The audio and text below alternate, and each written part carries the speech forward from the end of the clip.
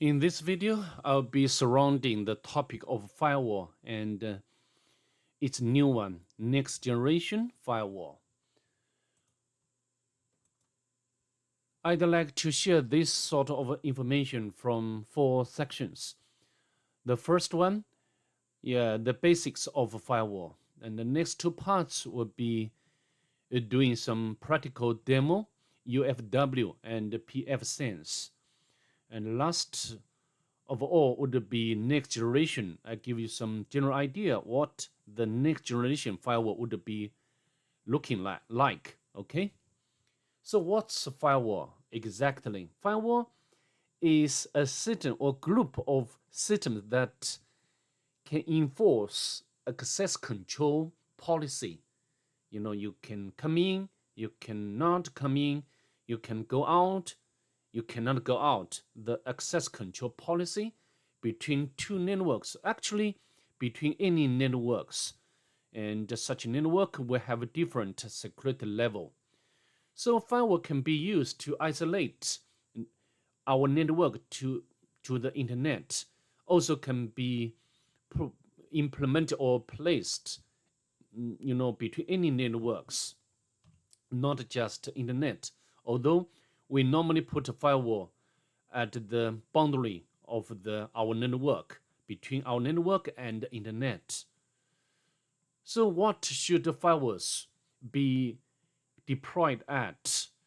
It should be deployed at the location where should we enforce access control policy, and between different domains, different networks, and such domain or networks have different security level. For example, like internal network, for example, like DMZ, for example, like internet. So we can use the firewall to restrict traffic, how packet transmit between networks which have different security level. Okay, so what a firewall does in theory, the firewall will check everything on the packet or in the packet which pass through the firewall. For example, as you can see here, this is the IP header. Like a version, the IP version, as you know, IP has 2 versions, IPv4, IPv6, and also like IHL, the IP header length type of surface. This field is used when QoS or quality of service is implemented, and also the total length of the whole packet, the identification. This, when the packet is fragmented, and then every packet will use the same identification to tell, these packets belong to the same thing, right? The same packet, okay? And the flags, and also, this flag will be used for the fragmentation. For example, the second bit will call the DF, don't fragment, and the third bit is called MF. It means that more fragments are going to come, okay? And also the header checksum, source IP address, destination IP address, and also TTL, time to live. I think I've already mentioned this concept in the other video. If you have already followed my channel, this is a good measure to prevent some bad packets from spreading all the time over internet, because every router receive a packet. This router will decrement the TTL value by 1, and if the packet with a TTL value, if the TTL value is 0, and then this packet should be discarded. So will not going on is spreading. And of course, time to live can also can be the good measure of how many hops the packet took. For example, 10, one hop like one router, right? You know that. So if the time lived takes like 10 hops, it means that goes through so many rather than just one hop or one TTL. Okay, I've already explained this concept in the other video, and also the protocol. Protocol tell the up can tell the up layer which protocol is used in the up layer. For example, like TCP, like UDP, and also like ICMP. And as you know, IP can support different protocols. Okay, it's also the same case for the TCP header. The firewall can also check or inspect the TCP header, like a source port number, destination port number, the sequence number, acknowledgement number, also the flag. Okay, maybe it would be better we can use the Wireshark to see what the IP header and TCP header looks like, right, Ken? And as you can see, I've already, maybe I can restart.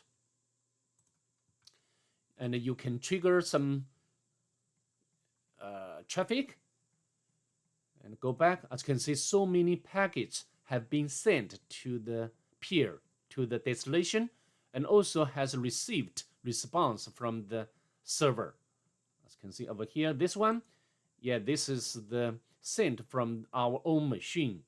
And this IP header, like version information, header lanes, the QoS information, and also total lanes, identification number, a protocol. Yeah, this one that we use 6 to tell the up layer is TCP, and also TCP header like source port number, yeah, a bit high port number as always, and the destination port number 443. It means that yeah, this site is using HTTPS, and also like the flag, like FIN flag, ACK flag, SYN flag. Okay, so I think using Wireshark is a very good way to learn networking and the ethical hacking.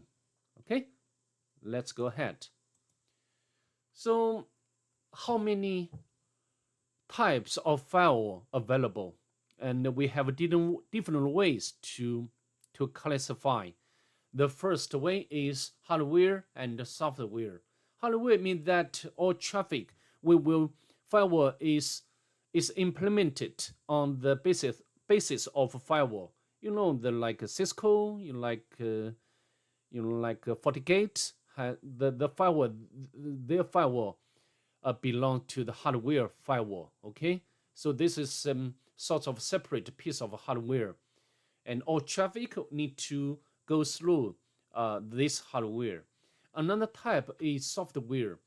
This some piece of software comes bound with the OS, or you can install it as an additional service. For example, like Windows Defender, and Linux, we have the IP tables. This one is a bit old.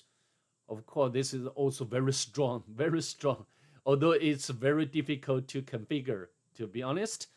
I think in most cases, we need to get manual to configure the rules properly. And another one, a bit modern or a bit new, is Firewall D, and a bit easy to configure in comparison to IP table.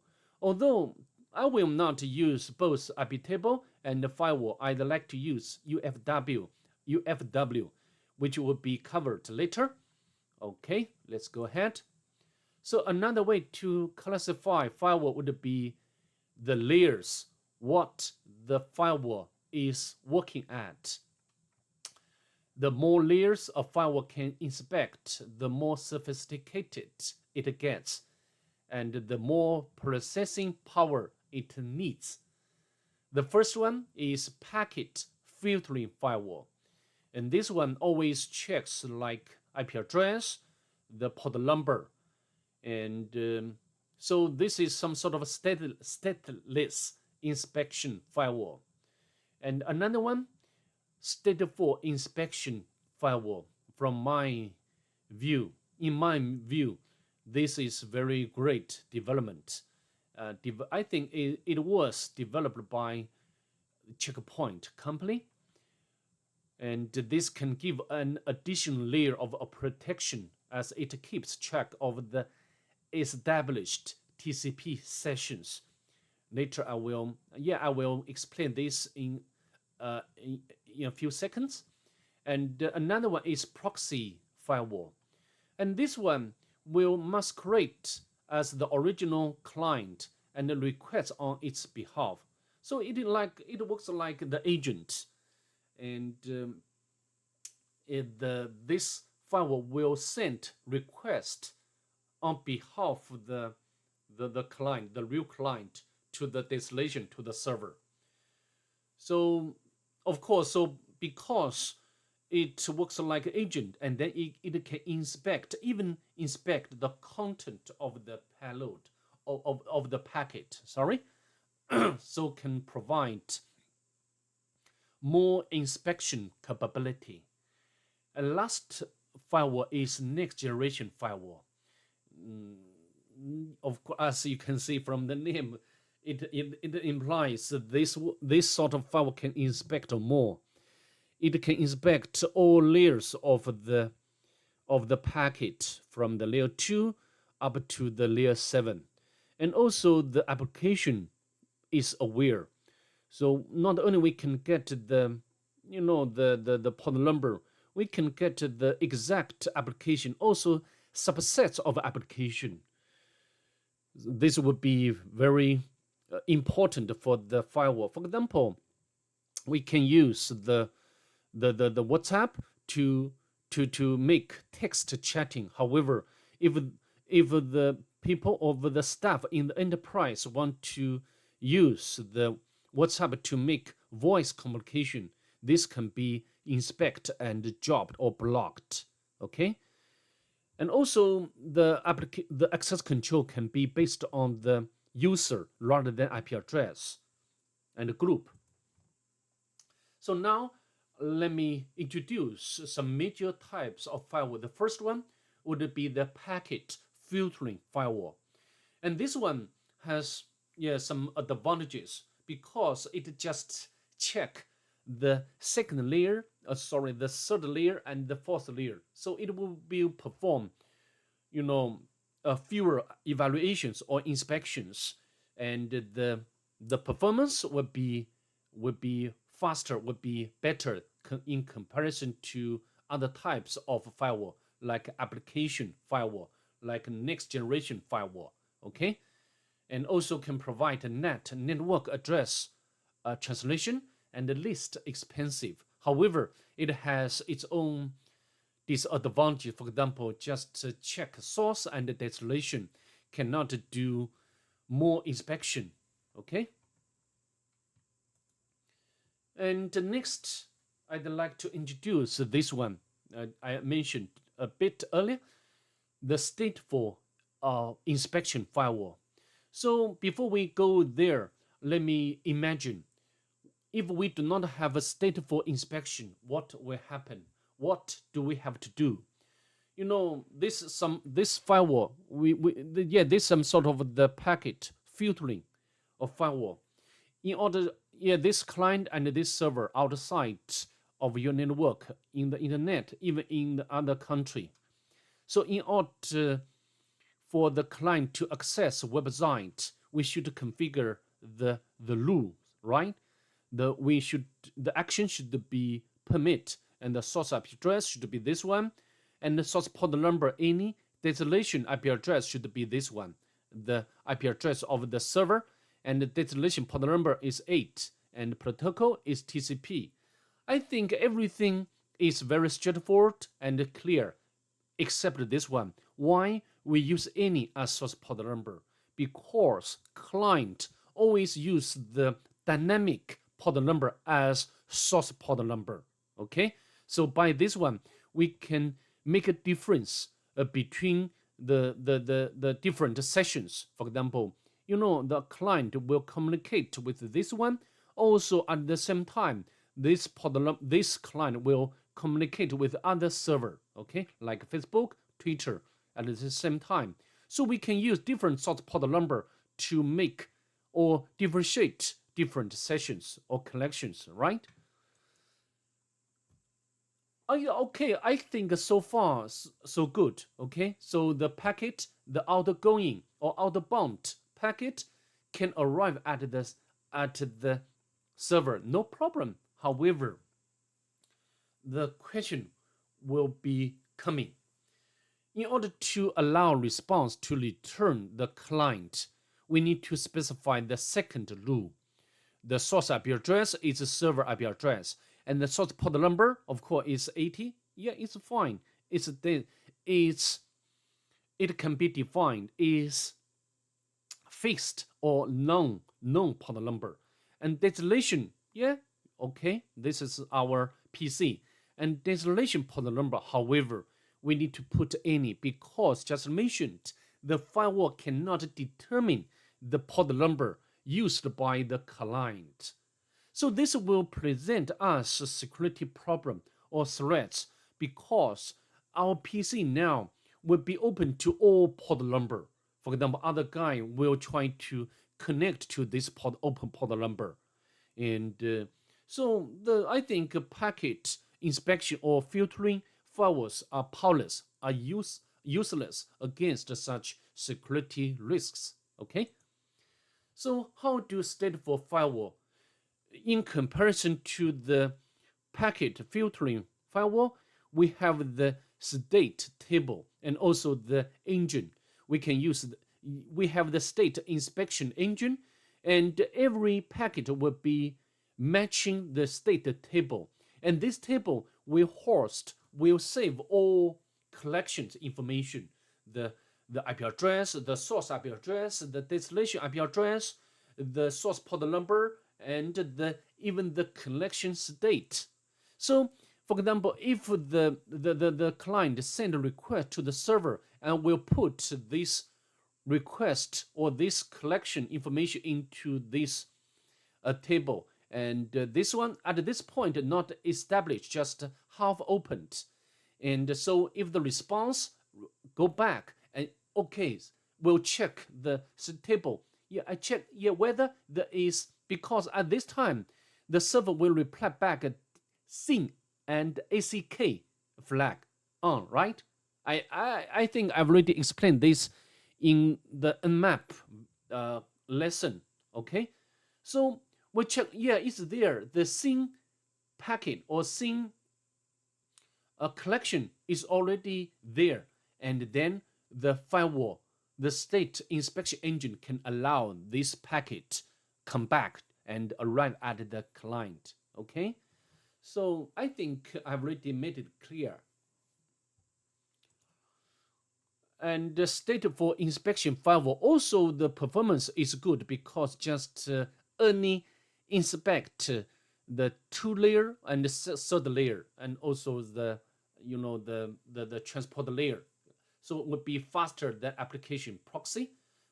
So I think not only third layer, we also check the transport layer. Maybe this is not very correct. And the application independent. We do not, because this sort of firewall will not inspect partition session applications, okay, layer. However, it has a disadvantage in comparison to proxy. It has less granularity in access control, okay. I think it is understandable. So next would be the next generation firewall. This one, not like other types of firewall, has already integrated IPS, intrusion prevention system. And you guys, if you want me to cover this IPS technology, I will also do that video, okay? So leave that in the comment below. And also can identify user rather than IP address, identify group. For example, if we if the enterprise use the AD, the Active Directory, and then we can use the group, user group to define the access control policy, and also can identify application and the protocols, not just port number, right? Stupid port number. Porter number can be disguised, can be misconfigured, or not intentionally configured by the administrator. Even can identify the content. For example, we can use the URL filtering. If the URL falls into the malicious website, then we can block this sort of traffic, and also has ability to decrypt the SSL and SSH. As you know, nowadays hacker always hide the malicious traffic inside the encrypted tunnel like SSL or SSH. So if we can decrypt some sort of the traffic, then we can prevent our network from the such encrypted threats. Okay. So what's the DMZ or delimiting zone? Always we will divide our network into different zones, and each zone or each domain has a different security level. The internet or internal network always has the highest security level. Even we can divide internal network into sub zones which have a different security level. Okay, and another popular zone is DMZ or delimiting zone, and usually the security level is between the internet and the internal network. Okay, so as you can see here, if the user internal user want to access the internet, it's okay. Outbound access from internet will be allowed, no problem. And also return access from internet originated packets, for example, from the website, will also be allowed to pass through, because just as I mentioned, the firewall has the stateful inspection table. Okay, so however, if the some guy on in the internet originate request or access to the internal network, this will be blocked. Okay, and however, if the internet access the DMZ, like we will put www website, email server, and also like DNS into the DMZ. So this some sort of the traffic will be allowed. Okay. Okay, so that's all I'd like going to showcase in this video. See you in the next one. Bye. Have a nice day.